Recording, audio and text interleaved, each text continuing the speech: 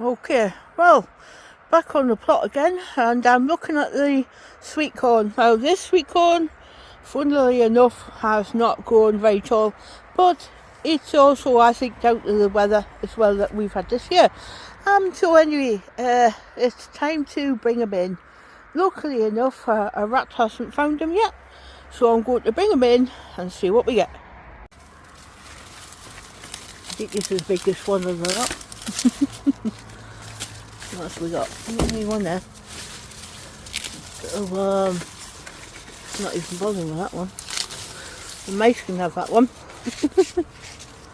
Right, so I'm not going to window dress this lot because I've had a year or so ago I had a harvest that big. But yeah, it doesn't matter. So as I say, I'm not window dressing them. I've got little ones. Yeah, so I'll see what state they are anyway. So yeah, so if I get a cob out of it or two, it's still a window. Right now, so my last video I did, I've got new audio equipment, but I mucked it up, but it's all a learning curve anyway, so something I've got to pay attention to. But one thing what was bothering me a lot was the fact that you still pick up this road that's going, I'm quite a few metres away from it, but it's fairly busy. But I'm also looking for a program or software where I can edit my videos and my audio on the computer. So if anyone out there knows or can point me in the right direction, because I'm a bit stumped. Thanks very much for your help. Looking at this parsnip, was fairly large. It looks fairly large in my books anyway. I suppose when I have to bring it out, I'm not going to bring it out just yet. It's still going, they're still maturing, so we'll keep going with them. And also butternut squash, which is there. It's gone over the parsnip bed, and on the far end of the parsnip bed, there are a little butternut squash. Here's something for Pete Trenhouse. Look at this. So Pete, this is what I did with what I call my kindergarten for strawberries. Basically guttering, vertical growing, something that you can think about. And you've got holes underneath, and then it's basically like a water cascade. Water the top one, water the next one down, etc, etc. But you have to pay more attention to it because of watering anyway. But it's still an idea. Vertical gardening. Now I'm in the middle garden. Oh look, I'll do a quick 360 spin around. One greenhouse, etc. So I'm in the middle garden. Anyway, there's a few. This dog here. This is Chanel. She doesn't want a little ball, yeah? Not this namby-pamby little girl. No. She wants a football. Anyway, back to the scheme of things. Yeah, it's middle garden. I've got a few tomato plants here. From the face off, I cannot see any tomato blight at the moment. But what I will do is bring off the ripe tomatoes. Just one thing of note when you got sunflowers. Once they've expired, naturally you've got the sunflower seed, which are very nice, and you can take them away and dry them. You've got to make sure you dry them properly as well, because if you put them in the shed like I did, they went all mouldy. But also, when they're still on the stalk, they can, rats and mice could still climb up them. Apart from, I suppose, pigeons as well. I've never seen a pigeon on them before, but rats and mice can go up there and strip them too. So that's something to bear in mind when you've got sunflowers in your garden. So, pleased to say, there's no blight on these yet. So I've just stripped the tomatoes off. So onto the blight-stricken ones. These have got blight, I think. There's definitely blight over there. So I'll just pick off what I can.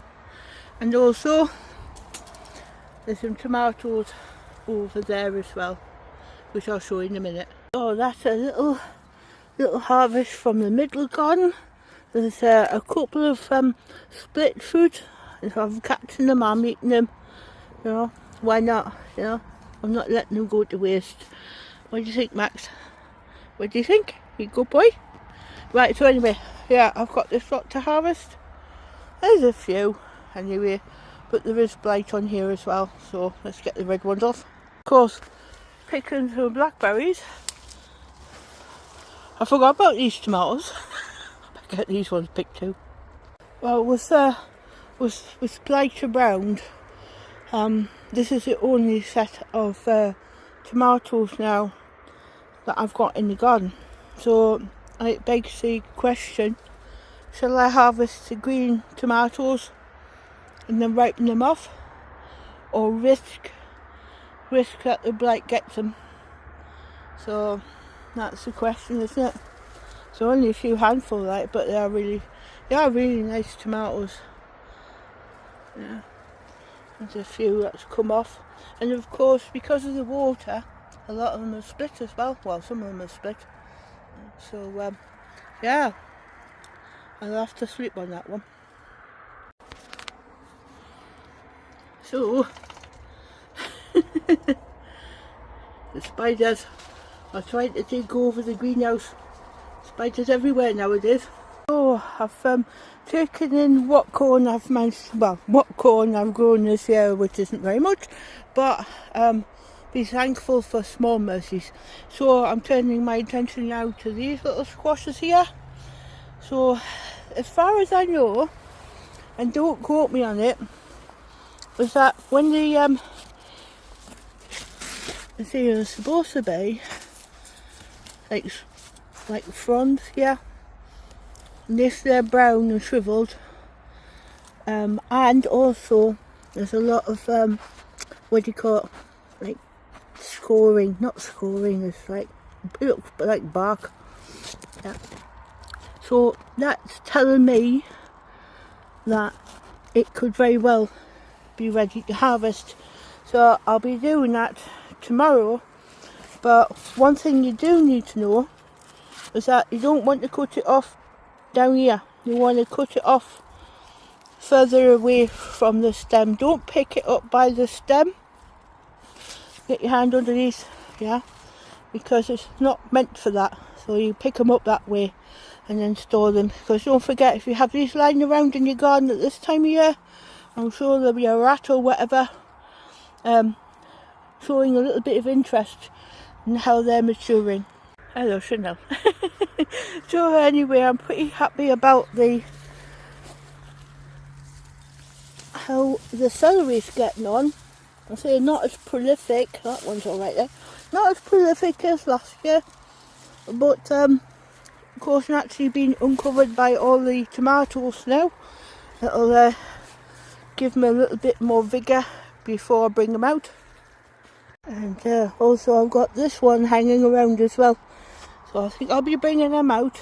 If I have a closer look at this tomorrow, and if I think it's right, I'm going to be bringing them out.